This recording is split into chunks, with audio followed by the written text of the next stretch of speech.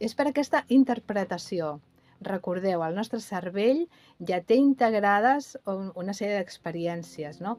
I quan nosaltres aplaudim, el cervell sap què és perquè estem celebrant qualsevol cosa que m'agrada, allò que he vist, que he sentit, que he escoltat, allò que he viscut, m'ha encantat i per això aplaudeixo.